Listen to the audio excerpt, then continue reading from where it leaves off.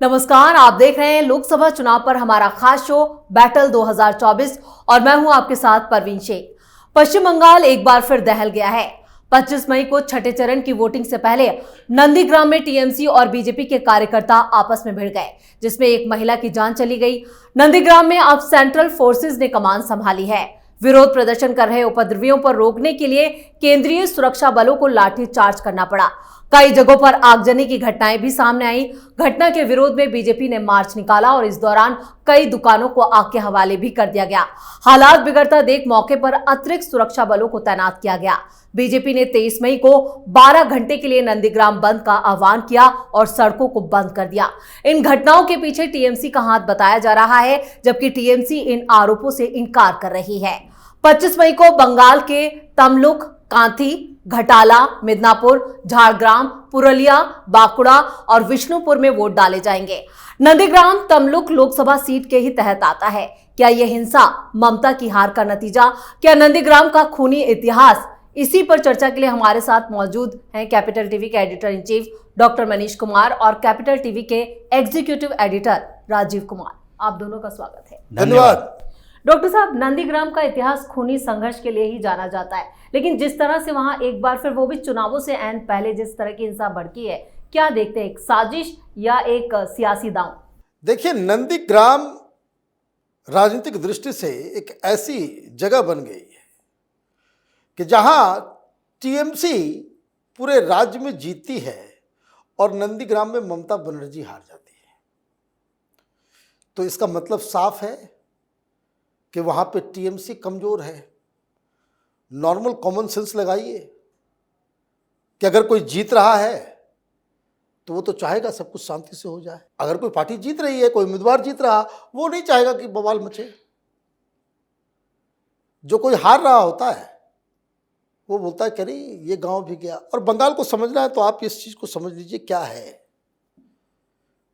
वहां individual voting नहीं होती जनरल तौर पे, खास करके रूरल इलाके में। फला गांव वो टीएमसी का गांव हो गया, उस गांव में सारे लोग टीएमसी के हो गए।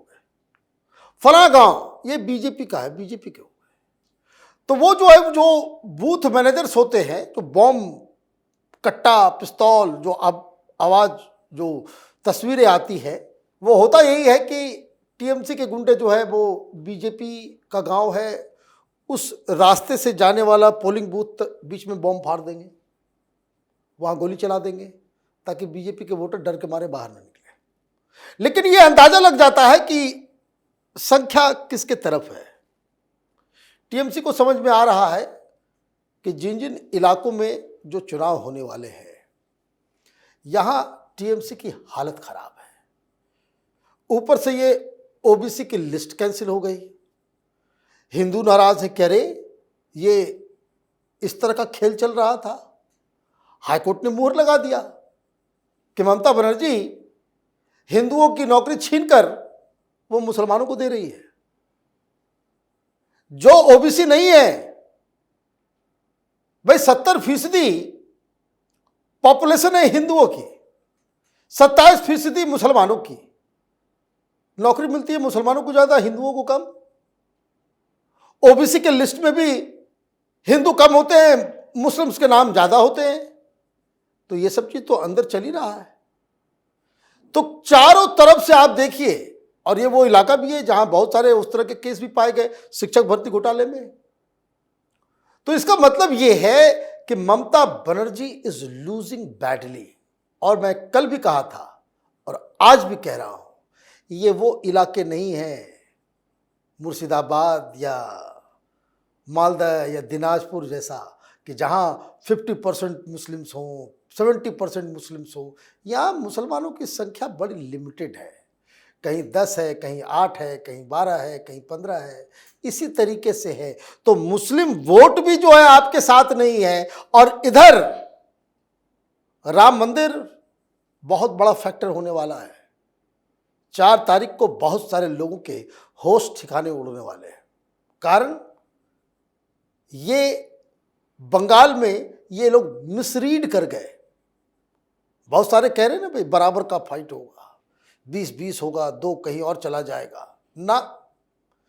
जमीनी हकीकत कुछ और बयां कर रही है, साइलेंट वोटर, और इसी वजह से टीएमसी ये गुंडागर्दी पे उतरी है और इस वजह से बीजेपी की कार्यकर्ता, महिला कार्यकर्ता की मौत हुई। राजीव जी, यहाँ पर पश्चिम बंगाल में जो छठा चरण है और जिन सीटों पर वोटिंग हो रही है, वहाँ पे कौन सी बड़ी चुनौतियां इस टाइम ममता के सामने? देखिए, चुनौती तो सामने दिख रही है। चुनौतियां सबसे बड़ी वही है कि नंदीग्राम से जहां से मुख्यमंत्री बनी ममता बनर्जी, वहीं पर खुद चुनाव हार गई। 2011 में मुख्यमंत्री कैसे बनी थी? यह आंदोलन कहां से शुरू हुआ था? ये वही नंदीग्राम है जहां नैनो के खिलाफ आंदोलन चलाई थी। ये वही जगह है जहां पर अभी भी वहां पहले से जो कांग्रेस के युवा शहीद की बात की जाती है और ये ममता बनर्जी मनाती है वो शहीदी दिवस, और कांग्रेस चुपचाप देखती रहती है, जबकि वो युवा नेता थी, कांग्रेस के युवा अध्यक्ष थी प्रदेश का। लेकिन फिर भी कांग्रेस साइलेंट रहती है। उस समय की बात अभी भी ममता बनर्जी याद दिलाती है। लेकिन जब अधिकारी परिवार भारतीय जनता पार्टी की तरफ आए तो ममता बनर्जी का भ्रम टूट गया कि नंदीग्राम में हम चैलेंज एक्सेप्ट करते हैं। शुभेंदु अधिकारी का चैलेंज एक्सेप्ट किया, हार के गई। पूरे स्टेट में इनकी सरकार बनी, बहुमत आया, लेकिन नंदीग्राम से खुद ही हार गई ममता बनर्जी। अब वहां पर हिंसा हुई है और यह हिंसा छोटी मोटी नहीं है, बल्कि हथियारों से लैस टीएमसी के जो गुंडे वहां के थे, उन लोगों ने धारदार हथियारों से हमला किया। भारतीय जनता पार्टी के कुछ कार्यकर्ता प्रचार कर रहे थे उस पर, और जब प्रचार करने वाले कार्यकर्ताओं पर हमला किया तो उसके बाद दोनों तरफ से थोड़ी झड़प हुई। उसमें महिला कार्यकर्ता की मौत हुई, 7 से 8 लोग बुरी तरीके से जख्मी हो गए। उस समय उनकी संख्या कम थी। वो तो चुनाव प्रचार करने गए थे, ये करने नहीं गए थे कि वहां पर उनको ये नहीं लग रहा था कि अचानक से ये लोग हमला कर देंगे। तो तैयारी तो इनके पास भी नहीं थी। अब दोनों तरफ से अगर तैयारी हो झगड़े की तो टीएमसी के कार्यकर्ता भी वहां पर घायल होता, टीएमसी के कार्यकर्ता की मौत हो सकती थी। लेकिन यहां एक तरफा भारतीय जनता पार्टी के कार्यकर्ता घायल होता है और उसकी एक महिला कार्यकर्ता की मौत होती है। मतलब इन लोगों ने पूरी प्लानिंग बनाई थी। और अगर क्रोनोलॉजी को देखें कि ये प्लानिंग अचानक से कल रात को कैसे इंप्लीमेंट हुआ, तो वो तो दिखाई पड़ता है कि हाई कोर्ट का फैसला आया। हाई कोर्ट के फैसले के बाद ममता बनर्जी डगमगा गई, अपने मंच पर लड़खड़ाती दिखे कि अब क्या करेंगे। फैसले के विरोध में उन्होंने यहां तक कह दिया ये हाई कोर्ट का नहीं, भारतीय जनता पार्टी का फैसला है। मतलब उनको यह भी डर नहीं था कि कंटेम्प्ट ऑफ कोर्ट का मामला हो सकता है। लेकिन फिर भी उसके बाद भी प्लानिंग चलती रही, और वो प्लानिंग जो अभी ये घटना घटी है ये लोकसभा चुनाव के लिए नहीं है। ऐसा लगता है कि लोकसभा चुनाव में ममता बनर्जी ने जान लिया है कि इस बार हम ये हार रहे हैं, लेकिन फिर भी उनको लगता है कि मजबूती दिखानी पड़ेगी, नहीं तो आगे बहुत परेशानी आने वाली है। और इसलिए रातों रात जो ये कांड हुआ है वो तो ये दिखाने की कोशिश है कि अभी टीएमसी कमजोर नहीं है। अगर वोट कम भी आए तो हम अपने गुंडों की ताकत से विधानसभा चुनाव जीतेंगे, हम सत्ता पर काबिज रहेंगे। इसीलिए यह शक्ति प्रदर्शन की कोशिश की गई है, लेकिन इसका प्रभाव बड़ा बुरा पड़ा है। अभी जो भारतीय जनता पार्टी ने पूरा मार्च निकाला, बंद किया, और जो एकीकरण हुआ है इन लोगों का, एकजुटता दिखाई पड़ रही है कि अब ममता बनर्जी की पार्टी को जड़ से उखाड़ कर फेंकना है। वो आगे के 2 चरणों में भी दिखाई पड़ेगा और उसके बाद लगातार जारी भी रहेगा। तो यहाँ पर ममता का दांव उल्टा पड़ता हुआ नजर आ रहा है। जो ताकत दिखाने की कोशिश की थी वो भी यहाँ पर कहें कि उस पर भी बैकफुट पर आ गई है। देखिए, बंगाल की राजनीतिक स्थिति जो है बहुत विचित्र है जी। जब कभी भी हम लोग बंगाल के ऊपर हमने प्रोग्राम किया है तो हमेशा मैं इस बात को कहता हूं कि कोई भी पार्टी वहां जीतेगी उसको सड़क पे उतर के टीएमसी के गुंडों से लड़ना होगा। वही लड़ाई चल रही है। पहले खेप में तो आपने अपनी ताकत दिखा दी, लोगों को मार दिया, ये कर दिया, लेकिन ये जो 12 घंटे तक पूरे इलाके को बंद करने में बीजेपी कामयाब रही, ये अपने आप में बता रहा है कि भारतीय जनता पार्टी जमीन पे भी मजबूत है। और ये मैसेज कि नंदीग्राम सिर्फ नंदीग्राम नहीं है, वो ममता बनर्जी की आन बान शान, वहीं से टीएमसी की शुरुआत हुई है। तो वहां पे अगर आप टीएमसी के ऊपर 20 नजर आ रहे हो तो ये तो पूरे एरिया में खबर जाएगी। और जिस हिसाब से ये सारी चीजें हुई है, और राजीव सही बता रहे हैं कि चाहे वो तमलुक हो, चाहे भटाल हो, चाहे काथी हो, ये इलाके वो है जहां अधिकारी परिवार का पूरा ये टीएमसी ममता बनर्जी नहीं, अधिकारी परिवार के तमाम लोग टीएमसी को वहां जितवाते थे। अभी पासा पलट गया है। मैं बार बार कह रहा हूं कि ये बंगाल 30+ के आसपास जारी भारतीय जनता पार्टी,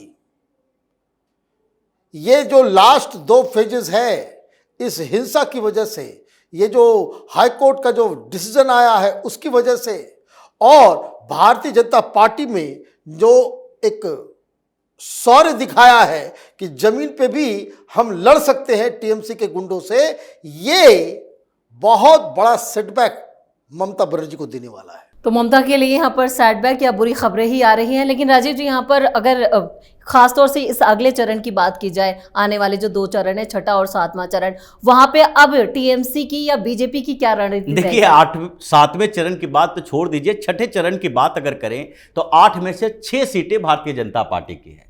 जो स्थितियां वहां पर बदली है, और ममता बनर्जी की बौखलाहट की वजह यही है कि धीरे धीरे नॉर्थ बंगाल में सिर्फ भारतीय जनता पार्टी का वर्चस्व हुआ करता था, वो धीरे धीरे आगे बढ़ता हुआ दिखाई पड़ रहा है। कहीं भी ऐसी स्थिति नहीं है कि ममता बनर्जी कॉन्फिडेंटली ये कह सकें ये सीट तो हमारी ही है। यहां तक कि अभिषेक बनर्जी की सीट जो है डायमंड हार्बर, वहां पर भी ममता बनर्जी का कॉन्फिडेंस हिला हुआ है कि हो सकता है ये सीट भी लूज कर दे, क्योंकि सारे पार्टियां जो चुनाव लड़ रही है वहां बीजेपी के समर्थक वोट और एंटी बीजेपी वोट, ये 2 वोट हैं, और दोनों में एंटी बीजेपी जो वोट है वो लेफ्ट कांग्रेस गठबंधन की तरफ भी जा रहा है, अभिषेक बनर्जी की तरफ भी जा रहा है। बंटवारा उन वोटों में है। भारतीय जनता पार्टी के कैडर जो है वो इस बार मजबूत दिखाई पड़ रहे हैं, और जिस तरीके से इन लोगों ने बंगाल में प्रचार किया है, ये डर खत्म हुआ है उन लोगों का कि अब हम इस बात के आधार पर घर से निकलने से नहीं डरेंगे कि ये लोग बम फोड़ देगा, ये लोग गोली मार देगा। क्योंकि जब आप जान जोखिम में डाल रहे हो, भारतीय जनता पार्टी की एक महिला कार्यकर्ता जब लड़ जाती है और उसकी हत्या हो जाती है, तो इसका मतलब है कि जान लेने देने के लिए तैयार बैठे हैं। तो ऐसे में दूसरे जगह भी भारतीय जनता पार्टी के जो सपोर्टर हैं, जिसे निकलने नहीं दिया जा रहा था, वो अब खुले तौर पर कहने के लिए तैयार हैं कि हम अब भारतीय जनता पार्टी को वोट देंगे। तो ये बौखलाहट जो ममता बनर्जी की है, ये भाजपा के बढ़ते आधार के कारण है, और मजबूती से जो शोर करके बोल रहे हैं, चिल्ला चिल्ला कर बोल रहे हैं कि ये क्षेत्र अब भारतीय जनता पार्टी का हो गया है, ये ममता बनर्जी के लिए डर पैदा कर रहा है कि आगे विधानसभा चुनाव में अब क्या होने वाला है। उनकी पार्टी तो खत्म हो जाएगी, लोग छोड़ना शुरू कर देंगे इस 4 जून के रिजल्ट के बाद से ही। चलिए, उस बंगाल पर सटीक विश्लेषण के लिए आप दोनों का बहुत बहुत धन्यवाद। धन्यवाद। तो बंगाल से जिस तरह की वीडियो और तस्वीरें आ रही हैं वो बड़ी डरावनी है। ममता बनर्जी के मां, माटी और मानुष वाले कार्यकर्ता सड़कों पर उतर आए हैं। खेला होबे के नारों के संग तांडव मचा है। कहीं लूटपाट तो कहीं आगजनी तो कहीं मारपीट। हिंसक भीड़ को देश ऐसा लग रहा है कि चुनाव में जीत का मतलब सिर्फ मनमानी का अधिकार, गुंडई का सर्टिफिकेट। चुनाव में टीएमसी की जीत के बाद से ही बंगाल जल रहा है, लेकिन इस बार बंगाल में हालात बदलेंगे। बैटल में आज के लिए इतना ही। आपको हमारा ये वीडियो कैसा लगा नीचे कमेंट करके अपनी राय जरूर दें। वीडियो को लाइक करें, शेयर करें, और कैपिटल टीवी को अगर सब्सक्राइब नहीं किया है तो जल्दी से सब्सक्राइब करें। धन्यवाद।